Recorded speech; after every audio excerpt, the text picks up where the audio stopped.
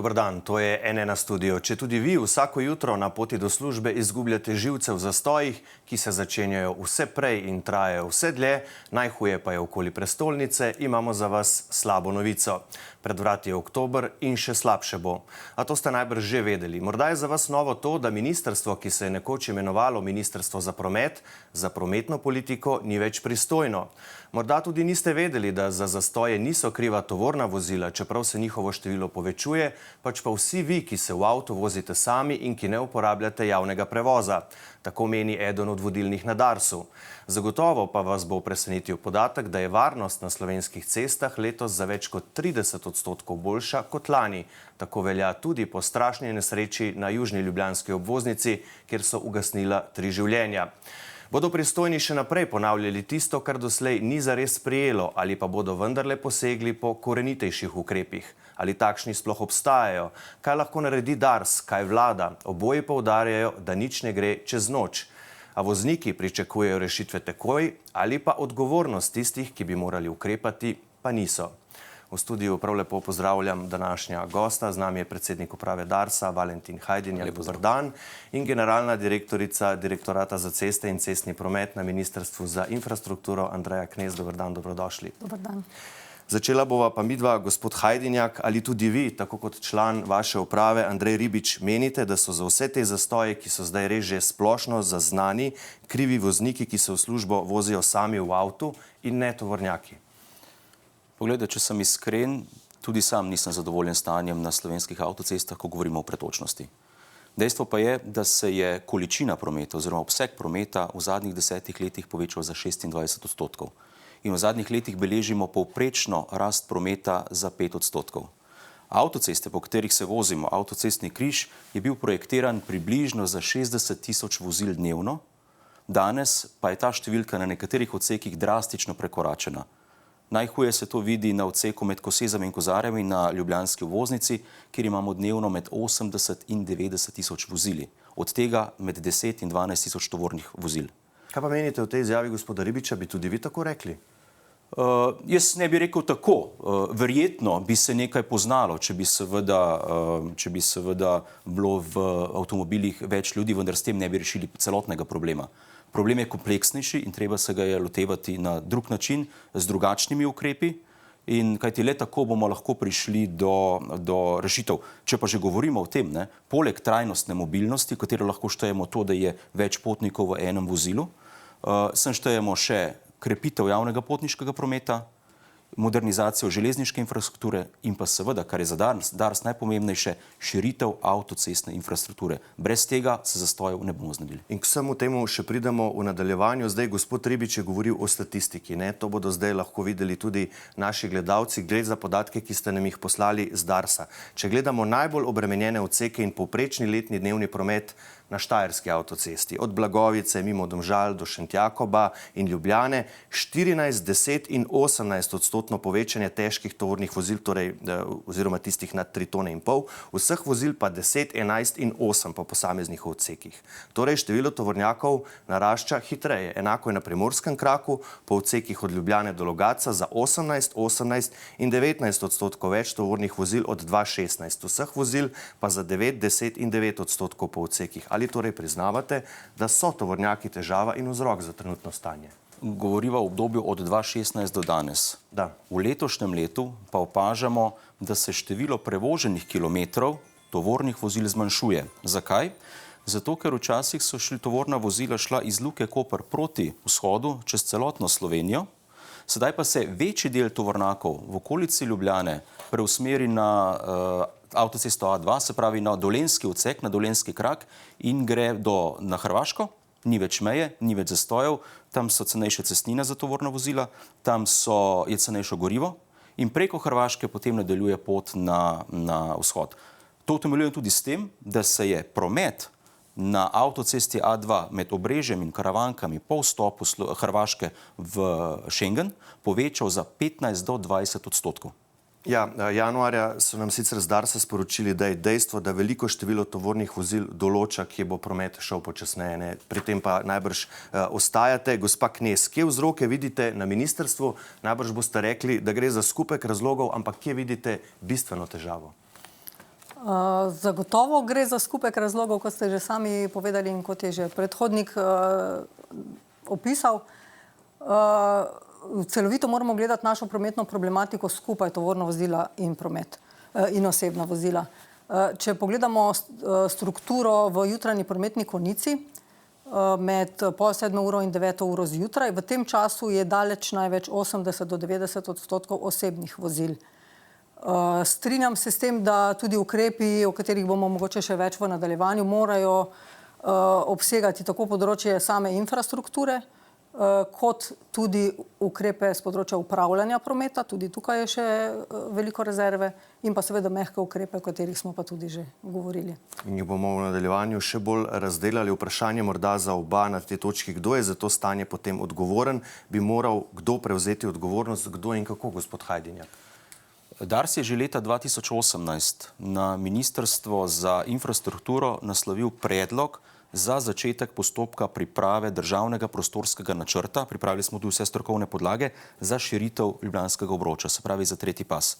Takratno ministrstvo je temu pritrdilo, prižgalo zeleno luč, vendar se je zadeva ustavila na takratnem Ministrstvu za okolje in prostor. Se pravi, 5 let predlog za širitev ljubljanskega obroča stoji na takratnem Ministrstvu za okolje in prostor in seveda to pomeni, da se postopki ne morejo pričeti. Vsi pa vemo, kakšna je slovenska zakonodaja, koliko časa traja, da država posamezen avtocestni odsek umesti v prostor. Samo za primer povem, država avtocestni odsek Postojna-Jelšane umešča v prostor že skoraj 20 let. 20 let se država in občine ne morejo dogovoriti, katera je najustreznejša trasa, kjer bi potekala avtocesta. Torej je kriva vlada, ne pa Dars. Ne bom rekel, da je ali je kriva vlada ali je kriv Dars. Ve se, kdo je za posamezne zadeve odgovoren, ve se, kdo je odgovoren za umeščanje v prostor. Dars tega postopka ne vodi, vendar pri tem postopku aktivno sodeluje, predlaga vse rešitve, projektne rešitve, pridobiva razna soglasja ali mnenja, ker pa postopka ne vodimo na Darsu, težko rečem, kdaj bo do tega prišlo, v kolikšnem času ali pa kdaj se bo sploh začel. Zato je pa odgovor pristojno resorno ministrstvo. Kdo naj potem sprejme odgovornost? Vi je ne boste? Naj to stori nekdo na vladi? Dars lahko prevzame odgovornost na svoja ramena in tudi prevzema od pravnomočnosti gradbenega dovoljenja. Ko namreč imamo enkrat mi pravnomočno gradbeno dovoljenje, lahko pričnemo z gradnjo in takrat smo odgovorni mi in za tem tudi stojimo. Dokler pa pravnomočnega gradbenega dovoljenja ni ali pa avtocesta sploh še ni umeščena v prostor, pa težko govorimo o odgovornosti Darsa. Vi sicer niste seveda gospa Knez z ministrstva, ki umešča v prostor, to je zdaj po novem Ministrstvo za naravne vire in prostor, ste z Ministrstva za infrastrukturo, ampak kot slišimo, očitno je velika odgovornost tudi na vladi. Tukaj bi želela poudariti, da Dars kot pobudnik je to vlogo pripravil že v začetku 2017, se je začelo s temi pripravami, da je Ministrstvo za infrastrukturo že takrat prepoznalo, takrat je bila tudi ministrica Alenka Bratušek in je podprlo to pobudo in je tudi formalni pobudnik je Ministrstvo za infrastrukturo. Žal se je pa takrat tam zataknilo. Z vseh na strokovnem nivoju, kot v celoti Ministrstvo za infrastrukturo, absolutno še vedno stojimo za tem, da je ta problem potrebno rešiti tudi na ta način, da se celovito obravnava ljubljanski obroč in vpadnice in da se nadaljuje obravnava te pobude, ki je pač trenutno zamrznjena. Odgovor na vprašanje, kdo mora torej prevzeti odgovornost, kdo mora odstopiti zaradi tega kolapsa na slovenskih avtocestah? Mislim, da to težko odgovorim v tem trenutku. Odgovornost moramo prevzeti vsi, ki se s tem ukvarjamo. Dobro, kako jo boste, bomo še videli. Generalni sekretar AMZS Jure Kostanjšek je za N1 dejal, da so se s tem, ko je Slovenija uvedla prepoved prehitevanja za tovorna vozila, vsi tovornjaki skoncentrirali na enem pasu. Citiram, voznikom avtomobilov pa, še posebej v prometnih konicah, ostaja en pas, ki ni več prehitevalni, ampak čisto navaden vozni pas, je pripomnil. Ali je bila torej, gospa Knez, ta prepoved prehitevanja napaka ali vlada razmišlja, da bi jo odpravila? V tem trenutku ni razmišljeno o tem, da bi odpravili ta ukrep, ker kot vsak ukrep ima tako pozitivne kot negativne učinke. Sama pretočnost se je zaradi tega izboljšala. Tudi pri uvedbi smo intenzivno sodelovali tudi s predstavniki prevoznikov, kjer smo pričakovali negativne reakcije, ampak dejansko je bilo pozitivno sprejeto tudi z njihove strani. In trenutno nekega razloga Razen tega, da smo tudi mi nezadovoljni kot uporabniki, če smo na cesti, pa pride do take situacije, da bi se ta ukrep preklical, zaenkrat ni. Menite, da bi ga morala vlada preklicati? Ne, jaz mislim, da ta ukrep je dober. Ko se primerjamo, pa pogovarjamo in iščemo rešitve s kolegi v drugih državah, nam ga v bistvu zavidajo. Kajti, kaj bi se pa zgodilo, če tega ukrepa ne bi bilo in ko smo priča, ko tovornjak prehiteva drugo tovorno vozilo, vozi 5 km hitreje kot tovorno vozilo na voznem pasu in to prehitevanje traja lahko tudi po nekaj minut ali 10 minut. Ne. Takrat prihaja pa še do večje nervoze, do večje jeze strani uporabnikov in to upravičeno. Tako da jaz zagovarjam ta ukrep. Seveda pa ukrep deluje samo, če je nad njim izveden nadzor. Ta nadzor je uspešno upravljala avtocestna policija, dokler je bila. Odkar pa avtocestne policije ni več, je pa seveda ni nadzora in tudi vozniki tovornih vozil pogosto tega ne spoštujejo več. Torej je bila to napaka, da je vlada ukinila avtocestno policijo, če vas prav razumem? Mi smo sodelovali kot DARS pri ustanovitvi avtocestne policije, smo jo tudi sofinancirali in rezultati, ki jih je v tistem dobrem letu pokazala avtocestna policija, govorimo o 1/3 manj prometnih nesreč, govorimo o 24% manj zastojev, govorimo o 1/3 krajših zastojih na naših avtocestah in pa polovičnem zmanjšanju pretežkih tovornih vozil, so rezultati, ki govorijo sami zase. Tako da na DARS-u smo vse skozi podpirali avtocestno policijo in v pogovorih z generalnim direktorjem policije ali pa ministrom za notranje zadeve jaz vedno izpostavljam, da DARS-u kot takemu ni pomembno, kakšna je organiziranost policije, mi si želimo prisotnost policije na avtocesti. Ali se na vašem ministrstvu zdaj spet pogovarjate z notranjim ministrstvom, da bi ponovno vzpostavili avtocestno policijo? Pozivov v tej smeri je že kar veliko v tem času. Kot eden izmed 3 partnerjev v tem projektu je bilo tudi naše ministrstvo in absolutno podpiramo na prisotnost policije na avtocestnem križu. Absolutno so bili dokazani pozitivni učinki.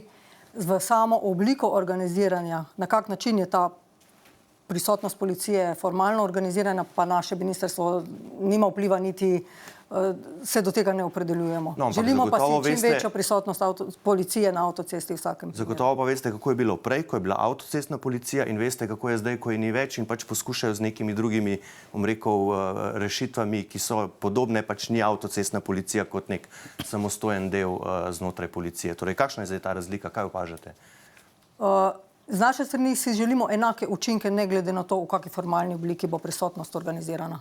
To podpiramo, kot sem rekla, prisotnost absolutno policije. No, razlika je očitna.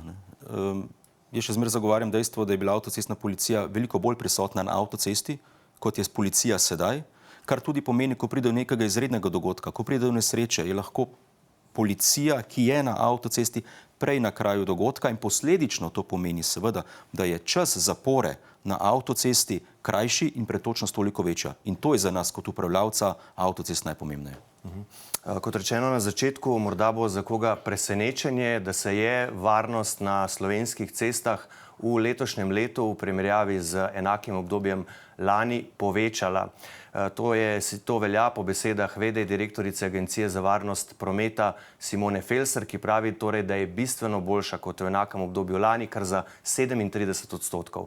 Realnejšo sliko pokaže povprečje mrtvih, dodaja, a tudi tu je stanje za 31% boljše od dolgoletnega povprečja. Poglejmo, kaj je še povedala za N1. Avtoceste so kljub višjim dovoljenim hitrostim bistveno bolj varne že po svoji zasnovi. Imajo ločena smerna vozišča, potekajo v celoti zunaj naselja, zagotovljena so območja preglednosti, vsa križanja z ostalimi prometnimi površinami so izvennivojska, dostop je možen izključno na priključkih, varnostne ograje, varovalne ograje za preprečevanje prehoda so nameščene in pa seveda tudi sodobna informacijska oprema, ki omogoča nadzor in upravljanje. Če pogledamo letošnje leto, imamo verjetno vsi v spominu 2 hujši prometni nesreči, v katerih je skupaj umrlo 6 oseb. To je prvi primer na pomurski avtocesti, kjer je šlo za tehnično nebrezhibno vozilo, avtobus, in za neuporabo varnostnih pasov pri potnikih. V drugem primeru, pred nedavnim, v preteklem tednu, pa indici kažejo v smeri distrakcije voznika.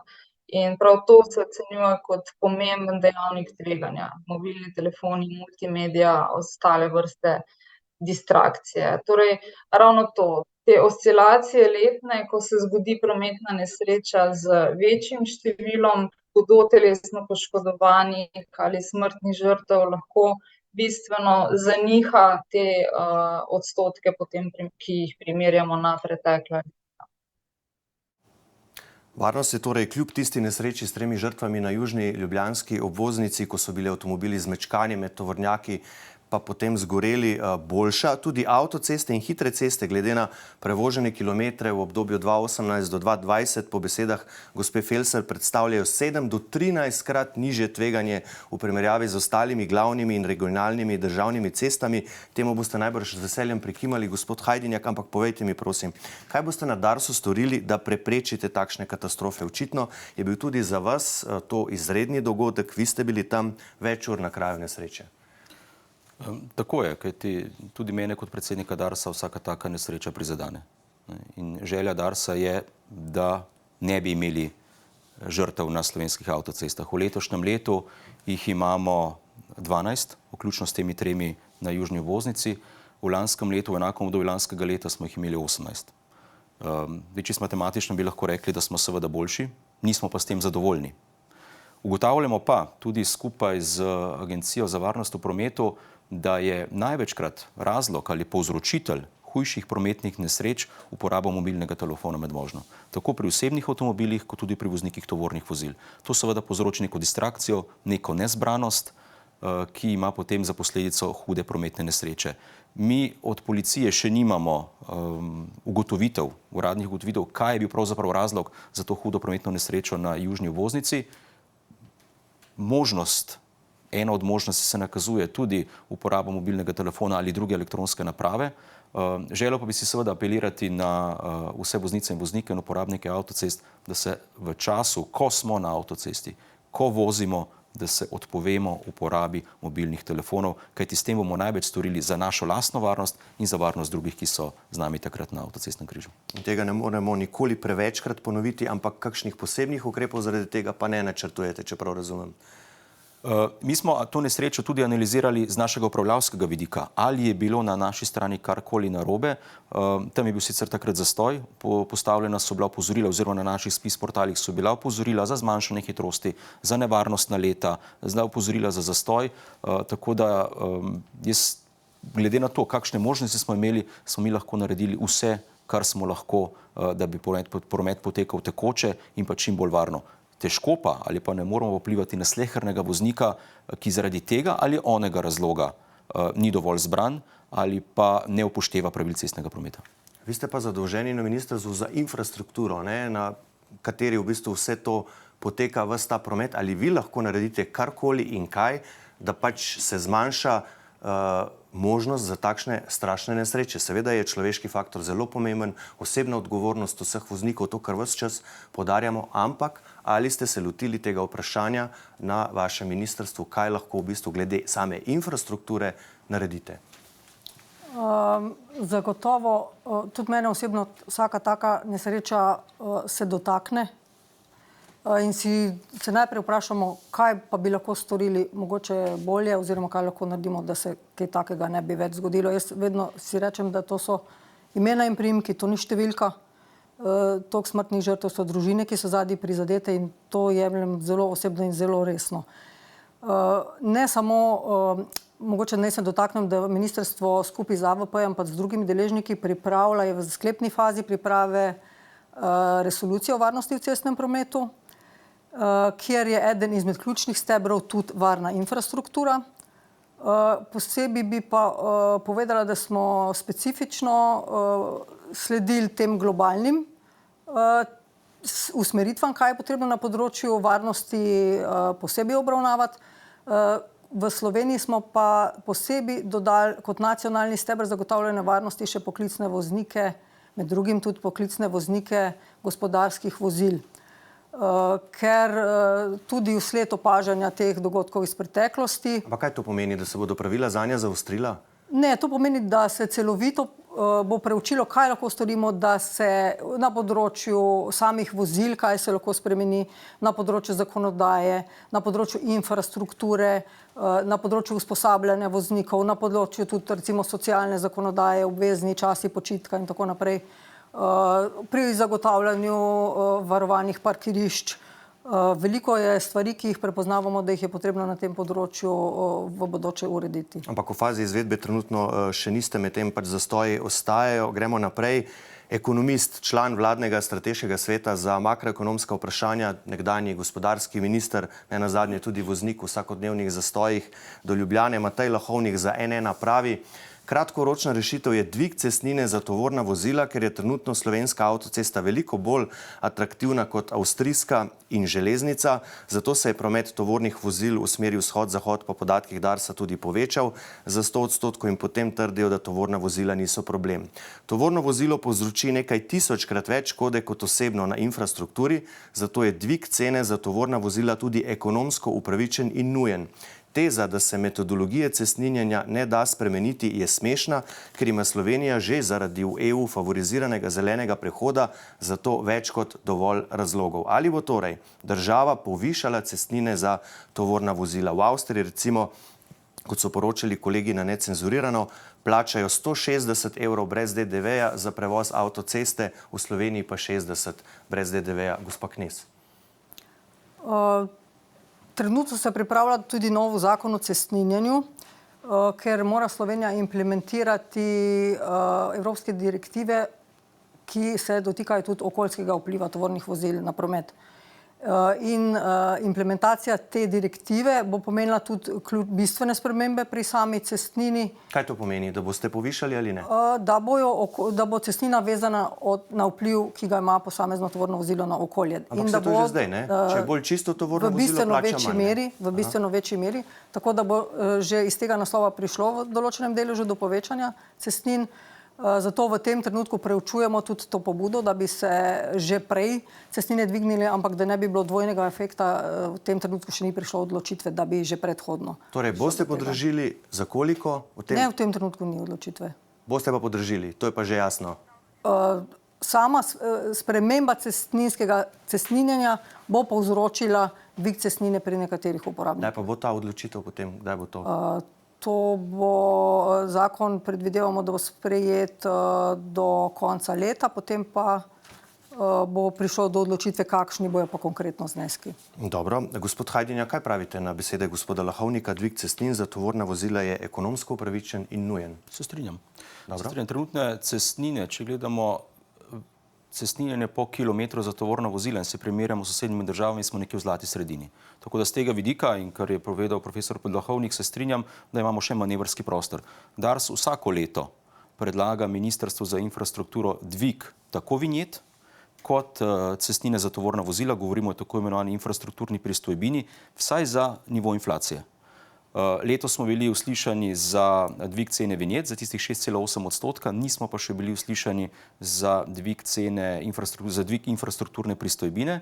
Mi si bomo to še vedno prizadevali in upam, da bo tudi usled zmanjšani pretočnosti, da bomo lahko prišli tudi do tega, da morda pa na ta način zagotovimo tudi preusmeritev določenih tovornih prometnih tokov mimo Slovenije. Ali lahko na tem mestu to zagotovite, to, kar pravi gospod Hajdinjak? Da pogovori potekajo, to lahko potrdim. Kaj pa pravite, gospod Hajdinjak, za koliko bi bilo treba potem dvigniti cestnine za tovorna vozila? Koliko manevrskega prostora tu imate? Ne? Ker zdaj razlike so, recimo v primerjavi s sosednjo Avstrijo, kar velike. Ne? Dobro, oni imajo več, seveda, večje omrežje, pa vendarle. Odvisno je, kaj želimo s tem doseči. Ali gledamo samo, če želimo umakniti vse tovornjake iz avtocest, pol podražimo za nekaj 500% in ne bo nobenega tovornjaka več. Ampak verjetno si tega ne želimo. Nazadnje je treba pripeljati tudi kruh, mleko, pijačo, hrano do trgovin in tako naprej. In nazadnje Luke Koper tudi ne smemo ohromiti. Če se pa spustimo malo bolj na realna tla, mi smo, kot sem dejal, vedno želeli usklajevati višino infrastrukturne pristojbine z inflacijo. To uslišani nismo bili, ampak če bi jo vsaj usklajevali z inflacijo, mislim, da že nekaj zadnjih 5 let ni bila infrastrukturna pristojbina usklajena, potem bi bili mi z tega vidika zelo zadovoljni. Nadaljujemo. Matej Lahovnik tudi pravi, srednjeročna rešitev je seveda to, kar ste že omenili, tretji pas, kjer mora Dars pojasniti, kaj je z njihovo zavezo o tretjem pasu med Krtino in Ljubljano, ki je bil načrtovan do 2020 in zakaj so tako pasivni pri postopkih za širitev avtoceste, ker 3 litri vode ne gredo v 2-litrsko steklenico. Nekaj tega sta že pojasnila. Tudi dodaja, njihovi odgovori so oholi in posmehljivi do voznikov osebnih vozil, kot da smo avtoceste gradili za tuj tranzitni tovorni promet. Ministrica Bratušek je ta teden dejala, da bi lahko konec leta 2024 ali v začetku leta 2025 realizirali tretji pas na teh 2 najbolj obremenjenih vpadnicah v Ljubljano, torej na omenjeni Štajerski in na Primorski. Tudi vaša napoved takšna, za okoljevarstveno soglasje ste že vložili. Jaz profesora Lahovnika spoštujem zelo, bil je nenazadnje moj profesor na ekonomski fakulteti, se pa z njim ne strinjam v celoti, da Dars ni dovolj aktiven. Mi smo začeli v tretjem pasu, govorimo o vpadnicah iz Štajerske, Domžale, Ljubljana, Vrhnika, Ljubljana, govoriti mislim, da leta okrog 2020. In mi smo takrat pričakovali, da glede na zakonodajo nam ne bo potrebno delati presoje vplivov na okolje in pridobivati okoljevarstvenega soglasja. Gre za dolgotrajne postopke, ki se lahko vlečejo tudi več let. Na koncu se je izkazalo, da zaradi 2 nosilcev urejanja prostora, to sta bili Direkcija za vode in pa Nacionalni inštitut za javno zdravje, moramo delati presojo vplivov na okolje in pridobiti okoljevarstveno soglasje. Zato se nam je zadeva zamaknila za 1 leto.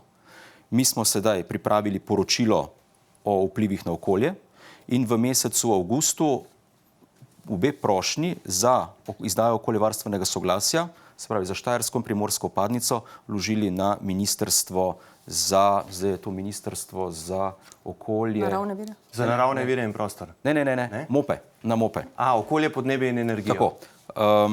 Zdaj, če pa želimo biti realni, ne?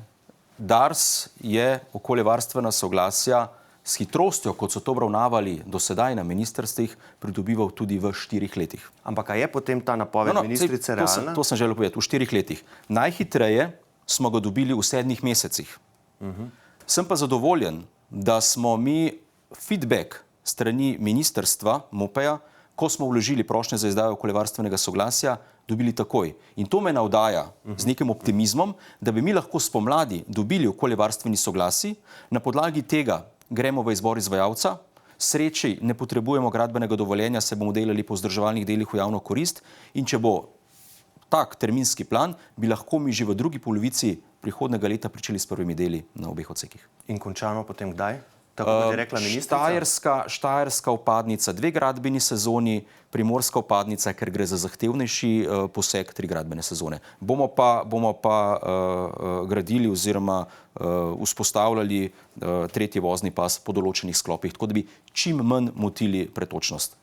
Ampak glejte, študija, ki je pred nekaj leti naročil Dars in je ena od najbolj kompleksnih na to tematiko v zadnjem času, z ugotovitvami pa se strinjajo tudi na Prometno-tehniškem inštitutu pri Ljubljanski fakulteti za gradbeništvo in geodezijo, pravi takole: problematike ljubljanskega avtocestnega obroča in prometnih razmer na širšem območju Ljubljane ni mogoče rešiti le s širitvijo obstoječih ali gradnjo novih cest, ampak s sočasnim uveljavljanjem ukrepov trajnostne mobilnosti, kar ste omenili v začetku, in razvojem železniškega prometnega omrežja. Slednje je obremenjeno čez vse normalne meje, pravi šef železnic Dušan Mes. Drugi ukrepi za zdaj še niso prejeli. Zakaj torej toliko stavite na to širitev? Ljubljana bo vseeno morala vsa ta vozila nekako požreti, če tako rečem. Se strinjam, ampak Dars je odgovoren za širitev omrežja, avtocestnega. Mi ne moramo biti odgovorni za širitev ali pa modernizacijo železnic, za trajnostni razvoj, za javni potniški promet. To so drugi. Ampak kot sem dejal, to so vse rešitve, ki morajo biti izpeljane v celoti, če želimo narediti korak naprej. In ravno zaradi tega je že pred 5 leti Dars predlagal, da se prične s postopki širitve ljubljanske obvoznice, kjer pa, kot smo že ugotovili, je bila zadeva ustavljena. Gospa Knez, vaša ministrica Bratušek ves čas govori, ne vozite se sami v avtomobilu, uporabite javni prevoz, vlak od Kranja do Ljubljane je super, je hiter, ampak ga vseeno ne uporablja, pač pa se vozi z električnim avtomobilom.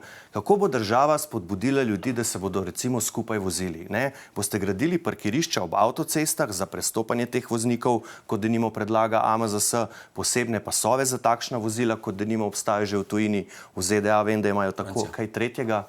Kaj? Vse od tega. Mogoče bi samo pokomentirala, da so ti mehki ukrepi eden izmed ukrepov, kot smo že na začetku rekli, da je pa zagotovo treba tudi na infrastrukturi še kaj narediti. Jaz se včasih rada pošalim, da smo ceste en tak grdi raček, ampak brez tega grdega račka pač ne gre, ker tudi če bodo vsa vozila postala električna, še vedno se bodo vozila po cestah. Tako da investicije v cestno infrastrukturo bodo zagotovo še potrebne. Poleg tega pa tudi vse, kar je bilo ostalo že omenjeno, tudi železnice, javni potniški promet. Kar se tiče gradnje parkirišč, ima tudi to že Dars v načrtih. Kaj pa bo to? To bo mogoče. Mi smo sedaj pričeli s postopki, da smo ugotovili, kje so tista najustreznejša mesta za izgradnjo varovanih parkirišč za tovorna vozila. To sta Lom na obeh straneh, Maribor sever-jug, in pa gradi se eno privatno, še okoli Žalca, in pa Luka Koper namerava zgraditi enega na Kozini. In na podlagi tega ugotavljamo, da bi to zadostovalo za potrebe, ki so trenutno ali v prihodnjih letih. Gremo mi zdaj v postopek tako imenovanega odkupa zemljišč, da bomo lahko zagotovili ustrezen prostor in potem naprej v drugem koraku neke vrste javno-zasebno partnerstvo, da bi lahko prišli do tega. Do kdaj pa bi to lahko potem bilo narejeno?